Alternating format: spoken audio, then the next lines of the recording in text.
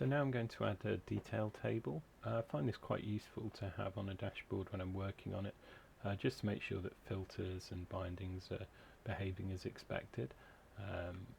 So I'm going to add one now. We're using the same data set. When I go to the values table, it will pick up the default columns. I haven't set any, so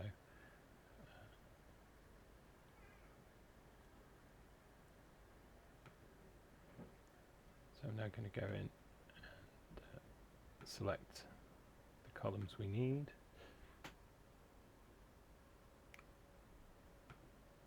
So we start address, street,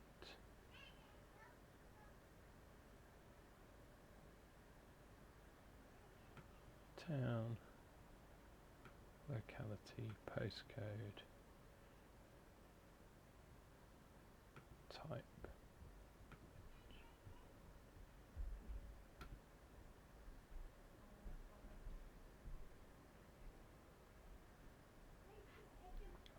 That should give us some good information. I'm just going to add a query limit here. This is just really to see the data changing, so we don't need it to be returning a lot of results. So we can just do say top 10 or even 5. In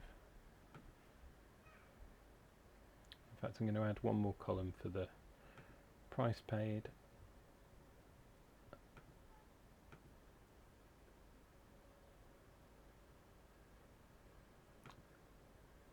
And then going to order it by the most expensive.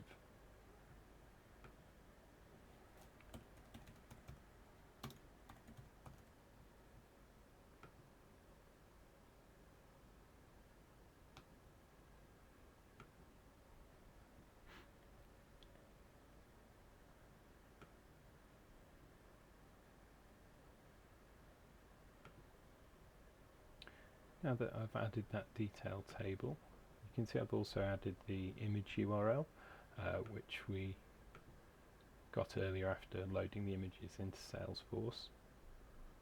So now what I need to do is tell the widget that that column is an image. And there you can see we have the picture of the detached houses. I can change the height of the cells and the image will change size, or I can change the size of the widget, which is what I'm going to do now.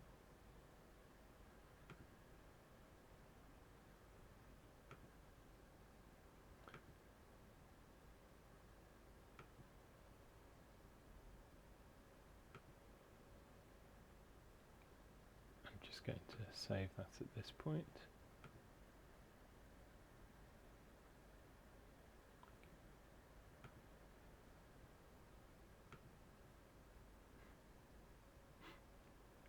Now let's see if we can find somewhere where a detached house isn't in the top 5 of price paid. There we go, we've got a semi-detached, so that's just showing me that the other images are working, and you can see how this image column is now making it a bit clearer the house type than just having the detached, semi-detached written there. So I'm sort of duplicating the information here. Again, this is good at the point where I'm sanity checking, but you'd probably only have one or the other